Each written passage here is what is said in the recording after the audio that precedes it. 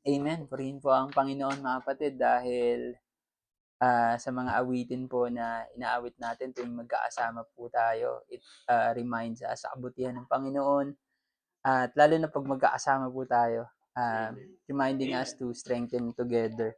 Kasi po ang topic na gusto ko pong i-share ngayong gabi, it's about staying together in faith. What does it mean for us to continue? Sabi nga ni Brother Levi kanina, we're in a journey. Pag nasa journey po tayo, syempre magkakasabay po tayo. Pag may mauna, parang ah, hindi mo makikita kung ano yung mga struggle niya, kung may nahuhuli, alam natin kung paano siya tutulungan, kung paano siya masabay sa atin. Mga kapatid, staying together in faith. Let's open it in our key verse in Proverbs 4, chapter 4, verses 13 to 15. Tatlong verse lang po ito. Basahin ko po sa English, ganun din po sa Tagalog. Say amen po kung nakita niyo na po. Amen. Sabi po dito, take fast hold of instruction. Let her not go. Keep her, for she is thy life. Enter not into the path of the wicked, and go not in the way of evil men. Avoid it, pass not by it, turn from it, and pass away. Sabi naman po sa Tagalog, wag mong mahigpit ang turo, wag mong bitawan iyong ingatan sapagkat siya iyong buhay. Huwag kang pumasok sa landas ng masama at huwag kang lumakad sa lakad ng mga masasamang tao. At sa last verse, ilagan mo, huwag mong daanan, likuan mo at magpatuloy ka. Nalangin tayo mga kapatid as we continue and start. Heavenly Father, we praise you and thank you, Lord. Ulit Panginoon sa pagkakataon na magkakasama po kami in studying your word. Help us in the understanding. Tulungan niyo po kami sa pamamagitan ng Banal na Espiritu to move our hearts sa mga buhay po namin. Tulungan niyo po kami, Panginoon, na i-apply ang mga salitang ito habang kami po ay nagpapatuloy sa aming mga journey, sa aming mga pananampalataya. Bless niyo po ang aking bibig at ang mga puso po ng bawat isa sa amin sa mga maikinig ng mensaheng ito, Panginoon. Bless niyo po ang tahanang ito sa pamamagitan ng Banal na Espiritu na patuloy na kumilos sa aming kalagitnaan. Ito po ay aming dalangin sa pangalan ni Jesus. Amen. Staying together in faith mga kapatid. Sa ating key verse kanina na nabasa na po natin, halos dun lang po iikot talaga yung mensahe. Na-share ko na po ito partially sa ilang mga devotion natin nung mga nakalipas. Pero nagkaroon po ako ng pagkakataon mas laliman pa yung mensahe mga kapatid ngayong gabi. Ang isa sa mga factor po ng ating personal development, lalo na po sa ating journey bilang mga mananampalataya. Nabanggit ko po kanina, may mga iba po sa atin, matagal na, may mga bago, may mga nauna, may mga nahuhuli. Ang isa sa mga factor po ng ating paglago comes from the area of our relationship with others. Sa mga tao pong nakapaligid sa atin, kahit po hindi natin kakilala o yung mga kakilala po natin na kasama po natin, we can tell a lot about which direction of our life is heading by looking at those people with whom we've chosen to spend our time. Katulad po nito, ngayong gabi po, magkakasama po tayo. We chose to listen to the Word of God. We chose to be with the people who are listening to the Word of God and entertain the Word of God sa mga buhay po natin. And we also chose these people to share our ideas. Mahalaga po yun sa mga tinuturo po sa atin ng mga ilang pag-aaral na ang mga pinapakinggan po natin, yung mga influences po natin sa mundo, lalo ngayon sobrang accessible po ng social media. Isang scroll mo lang, posibleng magbago yung papainggan mo. Mga ilang araw na pong dumadaan sa feed ko yung mga mga new age spirituality na topic. Siguro kasi may mga topic akong pinapainggan na na opo. Tapos lumilitaw sila sa akin. And for us to battle those um, topics na posibleng ipasok sa atin ng mundo, we have to prove it by reading the Word of God. Hindi tayo mas lalong mag-lean towards dun sa mga influences na yun mga kapatid. Their values mga kapatid and priorities, mga taong kasama po natin, may impact us the way we think at saka kung paano din po tayo kumilos. Kaya sooner or later, pag nakita niyo po akong nagsasabi na po ng mga meditation and all, ibig sabihin, pumasok na po sa akin yung mga ganong idea mga kapatid. Kaya nag-iingat po tayo sa pamamagitan ng pag-aaral ng salita ng Panginoon. And kapag may mga if they're positive people dedicated to growth, kung may mga kasama po tayong mga tao that they're dedicating their time, effort para sa paglago, then yung mga values and priorities din po nila will encourage us and reinforce our desire to grow. Nagkakaroon din po tayo ng desire na na gayahin yung mga ganong attitude nila. Kasi nakita natin malago si kapatid na ganito dahil ginagawa niya ito. Posibleng kailangan ko to. May dalawang bagay lang po akong gustong i-highlight base sa text po natin ngayong gabi from Proverbs 4:13 to 15 mga kapatid. Una na po dyan ay yung pagpapahalaga natin sa instruction at sa wisdom mga kapatid. Valuing instruction and wisdom. Yun po yung sinabi sa verse 13. Ang sabi po, basahin ko lang po ulit. Take fast hold of instruction, let her not go, keep her, for she is thy life, mga kapatid. Huwag mong mahigpit ang turo, huwag mong bitawan yung ingatan sapagkat siya iyong buhay. Big words mga kapatid in one sentence. Napakabigat po ng mga bagay na to para tayo po ay isipin natin na pahalaga natin yung instruction at wisdom na nanggagaling sa salita ng Panginoon. Wisdom mga kapatid is something that we grab tightly and refuse to let go. Pag may bagay po tayong natutunan, halimbawa na lang po sa buhay natin kapag alam natin yung mga bagay na to will keep us alive habang nabubuhay po tayo sa mundo. Halimbawa, natuto po tayo ng pagtatahi. Alam natin na makakatulong sa buhay natin to. Iingatan natin to kasi posibleng ito yung bumuhay sa pamilya natin. And sa pananampalataya po natin, yung wisdom na nakuha po natin sa salita ng Panginoon, as we grow further and deeper mga kapatid, we grab this wisdom tightly and refuse not to let go. Huwag po nating bibitawan. Staying together in faith, mga kapatid, starts with staying rooted in God's Word. Ulitin ko po mga kapatid, staying together in faith, ang pananatili po natin sa ating pananampalataya, nag-uumpisa daw po ito sa pagiging malalim natin sa salita ng Panginoon.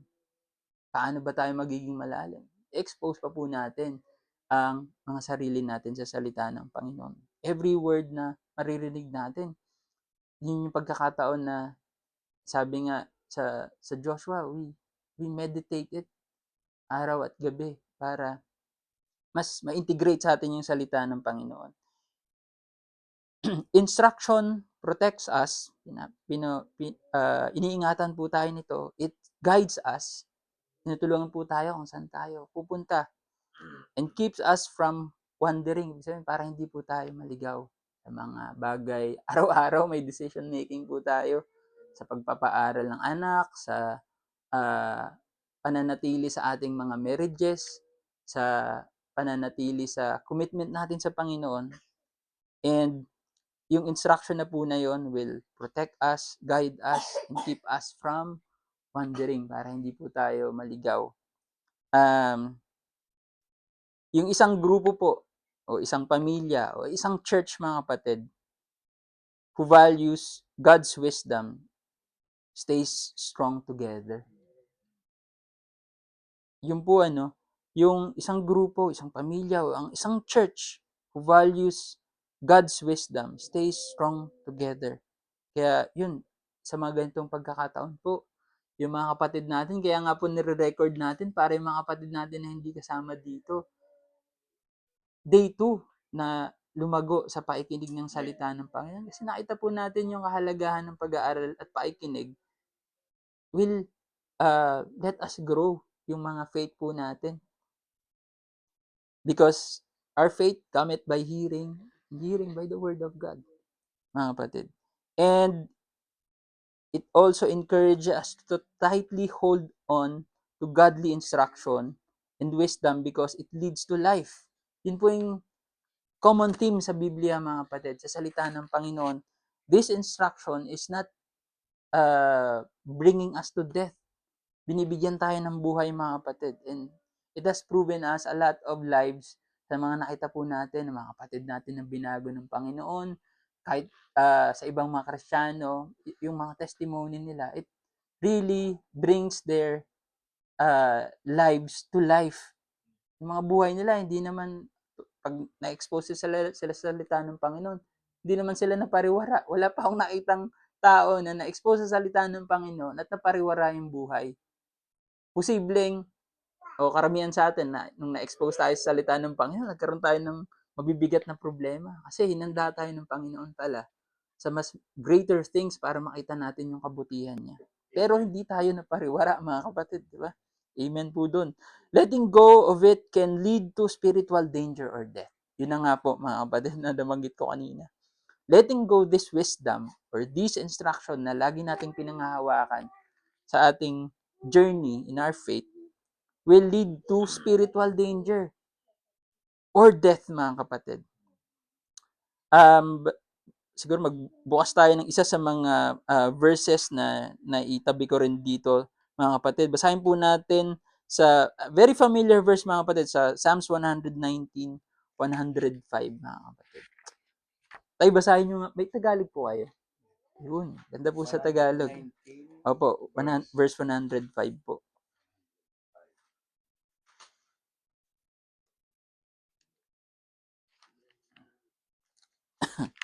Psalms 119, verse 105. Ang salita mo'y ilawan sa aking mga paa at liwanag sa aking landas. Amen. Salamat tayo, Aldin. Thy word is a lamp unto my feet and a light unto my path. Napakaganda pong verse, no? Alam ko po, familiar tayong lahat dito sa verse na to, but in appreciation in God's word, mga kapatid, ang salita ng Diyos ay ilaw sa ating mga paa. Ilaw sa ating daan, mga kapatid. Ganon din po sa Colossians 3:16, mga kapatid. Brother Jonas, pwede pong babasa sa Colossians 3:16. Colossians chapter 3, verse 16. Sabi ko dito,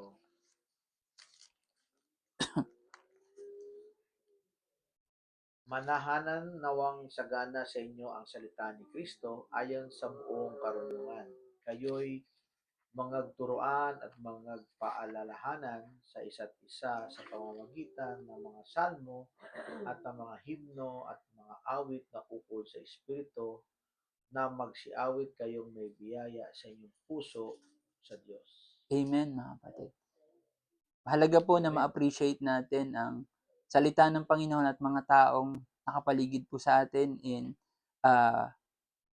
aligning our lives sa pamumuhay ng isang Kristiyano. Kapag sa pag-aawitan po natin, kapag humihingi po tayo ng payo on how to deal our things sa buhay po natin, sa pagpapamilya o sa pagtatrabaho, appreciate po natin kapag tinutulungan po tayo ng mga kapatid o ng ibang tao na nagpapaalala sa pamamagitan ng salita ng Panginoon. For us to dwell richly sa salita ng Panginoon, mas lumalim at yumabong po yung pamumuhay natin sa pamamagitan ng salita ng Panginoon. Kung napapansin niyo po, lagi ko pong binabahagi yung karanasan ko sa pagiging mountaineer. Kasi sobrang dami ko pong natutunan. Lalo na ngayong iniisip ko, nung mga panahon simula 2012 po hanggang 2016, ngayon ko po siya iniisip, ano ba yung mga bagay na tinuro sa akin ng Panginoon? Isa nga po dyan, yung hindi naman po lahat ng bundok na inakyat namin kailangan ng rope. Lalo sa Pilipinas po, hindi naman kailangan ng tali. Pero in some cases na kailangan po talaga ng tali, ibig sabihin, kailangan talaga siya ng tali kasi pag hindi, ano po, malalaglag po yung isang tao na aakyat sa bundok. Katulad po ng mga ganong senaryo, yung isang mountaineer, kapag humawak po siya sa rope, ng matibay, kasi nakadepende po yung buhay doon. Pag hindi, may isa pong bundok na naakyat dito sa Batangas. parang pabaliktad po yung akit namin, simula sa likod pabalik. Di namin na-anticipate na may pader pala dun na kailangan tali yung humawak ka sa tali. So, bilang kami mga baguhan kami, natakot kami tsaka na-stress. Siguro yung 2 oras na akit na yun, inabot yata kami 8 hours. Kasi ang dami po namin. Pero wala kaming magawa kasi nandun na kami. Ano pang gagawin namin kundi tumuloy? And yung tali na yun, dahil nakadepende po yung buhay namin dun, kailangan humawak po kami dun. Pag hindi, pag tatawa-tawa ako habang umakyat, tapos hindi ako kumapit ng mahigpit dun sa tali na yan, baka hindi nyo na po nakita ngayon. Ayun po mga kapatid, if I loosen the grip, I may fall. Kapag tayo po, ganun din po sa pananampalataya natin, kapag ang isang believer po, loosen our grip on God's word, we too can fall into confusion. Pwede po pala tayong malito, lalo na expose tayo sa mga bagay na uh, yung mundo ang iniisip nila katalinuhan yun. Sa kanila ang sa mundo ang salita ng Panginoon ay foolishness, mga kapatid. But if we're not careful enough, we're not firmly gripping on God's word, mahuhulog daw po tayo sa confusion. Mag-uumpisa na tayo mag-doubt, mag-uumpisa na tayong malito. It also leads to division and fear. Matatakot po tayo, mga kapatid. Lalo pag nagka-problema na tayo, wala na tayong, di tayo firmly gripping on the word of God, ayun na, mag-uumpisa na tayong matakot, mga kapatid. Mag-uumpisa ng mag-doubt si Brother Artgel. Mag-uumpisa ng magduda sa kakayahan ng Panginoon si Brother Artgel. But, when we hold fast to instruction, kung matibay po tayong kumakapit sa instruction ng Panginoon, we stay stable and we stay together, mga kapatid. Amen. Nung umakyat nga po kami, ilang kami nun? 16? Kung may namatay pong isa doon, baka hindi na po umakyat. Kaya yun, mga kapatid, in staying together, it's important that everyone, kapag may nakaligtaan po natin ang instruction, mga kapatid, we to reminds ourselves, alalahanin po natin yung isa't isa na kapit tayo sa instruction, salita ng Panginoon. Number 2, mga kapatid, yun po yung valuing instruction and wisdom sa verse 13. Ngayon po, sa verse 14 and 15, it leads us to this message about guarding against evil influences. Nung naging Kristiyano po tayo, hindi naman tumigil ang demonyo sa pagkilos sa buhay natin. Mas lalo pa nga pong kumikilos ang demonyo sa paligid natin. Kaya nga binabantayan natin yung mga sarili natin. Kasi, para tong roaring lion, mga kapatid, that is ready to devour us. Basahin ko po ulit sa 14 and 15. Enter not into the path of the wicked, and go not in the way of evil men. Avoid it, pass not by it. Huwag kang dadaan dito. Turn from it. Huwag ka na tumuloy. Mag-U-turn na tayo agad, mga kapatid, and pass away. Huwag kang pumasok sa landas ng masama, para po sa mas madali natin maunawaan sa Tagalog, at huwag kang lumakad sa lakad ng masasamang tao. Ilagan mo, huwag mong daanan, likuan mo, at magpatuloy ka, kapatid.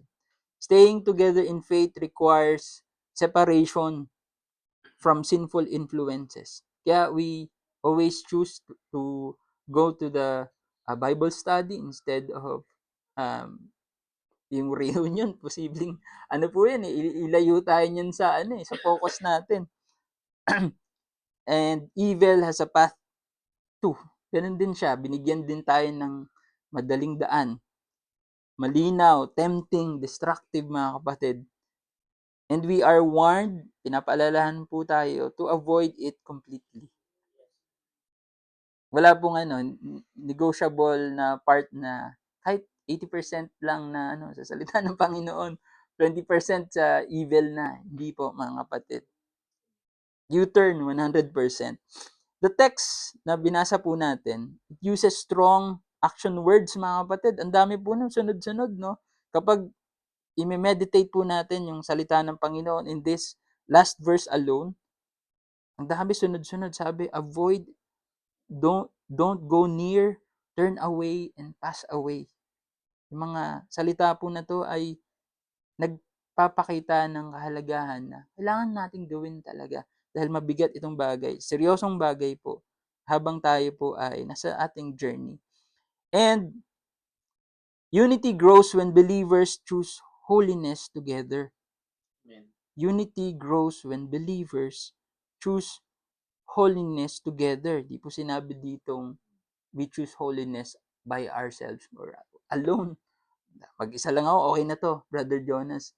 Okay na kayo, sa ako, gagawin ko to on my own. Hindi daw po. It warns us as well to intentionally avoid the ways of the wicked.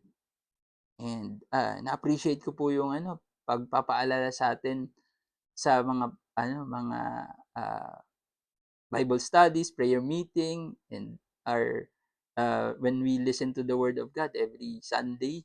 Pinapaalalanan tayo sa danger ng kasalanan, mga kapatid. And we too need to be intentionally avoiding these ways, mga kapatid. And we're not only told to resist evil, but to completely avoid its path.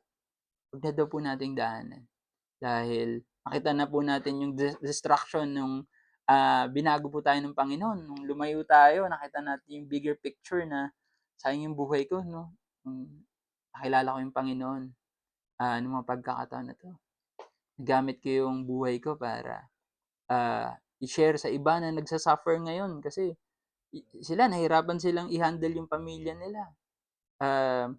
Sila nahirapan silang i-handle yung marriage, nahirapan silang i-handle yung trabaho dahil walang guidance ang salita ng Panginoon, mga kapatid. Basahin po natin sa Psalms chapter 1 verse 1. Brother Levi, ay isuwi naman sa Psalms chapter 1 verse 1. Psalms chapter 1 verse 1. Blessed is the man that walketh not in the counsel of the ungodly. Amen. Nor standeth in the way of sinners, nor sitteth in the seat of the scornful. Amen. Salamat, Brother Levi. Sinimulan po yung Book of Psalms sa mensahe na to, no? Do not walk in the counsel of the ungodly. Doon pa lang sinimulan na mag-ingat tayo sa mga tao na hinihingan natin ng payo. Baka i-lead tayo niyan sa confusion. I-lead tayo, definitely. I-lead tayo away from godly things, mga kapatid. Para pong, anong taon po pumasok yung Manila Water dito? Naalala ko sa Pasig po, around 2001. 2001 po unang pumasok sa pinagbuhatan yung Manila Water. Naalala ko, nag-iigib pa po kami sa malapit na sa palengke kasi wala pong tubig sa pinagbuhatan. And karamihan po ng tubig doon, parang katulad din nagbabalon kayo, di ba? Yung uso sa amin yung balon po eh. Iba po, na po eh. So, yung isang community po, nag-iingat. Kasi tubig po yung bubuhay sa isang community. Hindi lang po pagligo kasi pang saing yun. And tayo po, sa isang komunidad, hinahanap po natin yung mga water source na hindi contaminated. Kasi posibleng malason po tayong lahat kapag yung pamilya natin, pinapanghugas natin, contaminated po. Kaya ko po shinare yun kasi pwedeng ang isang community po, ang isang village na nagko-consume ng tubig na contaminated, posibleng magsakit po silang lahat. Kung matalino po yung mga nakatira doon, they avoid polluted source entirely and guard the community from it.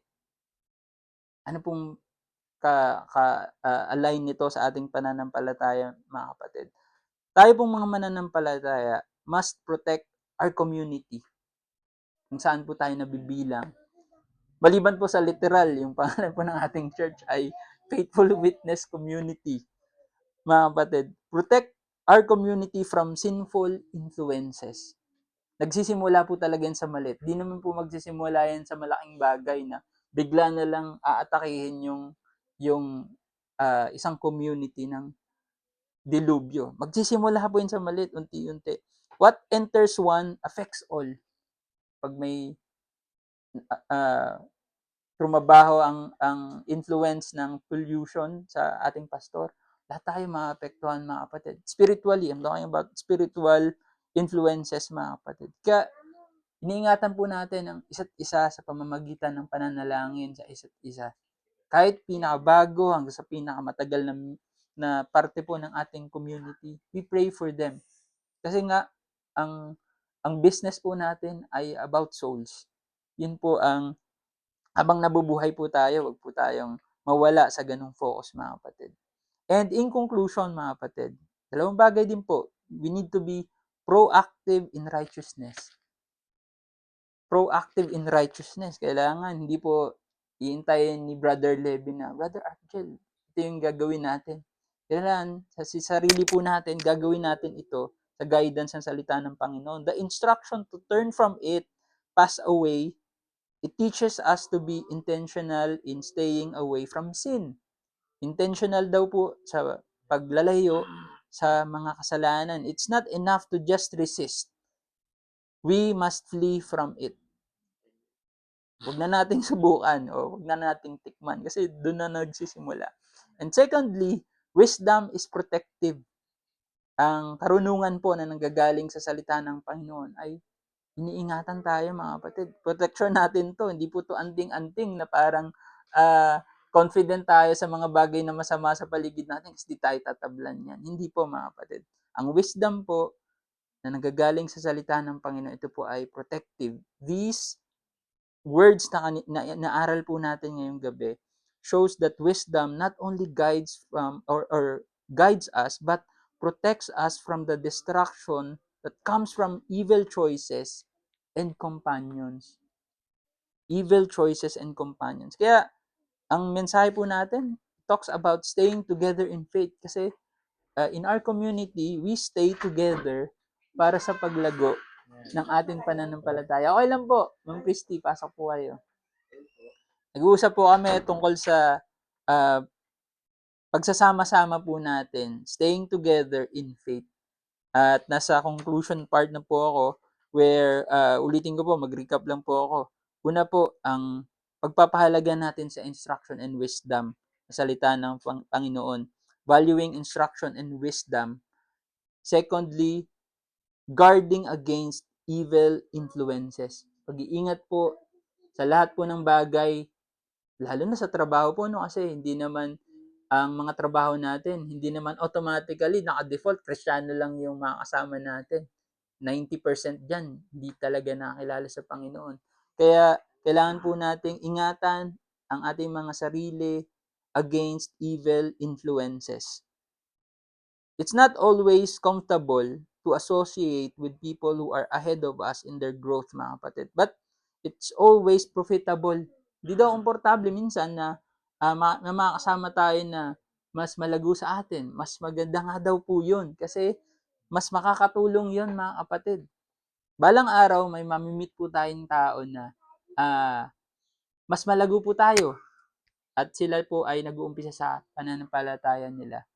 Role po natin na maging mabuting ehemplo para tulungan sila, hindi laitin sila na, kasi baguhan ka lang, kaya mo ginagawa yan.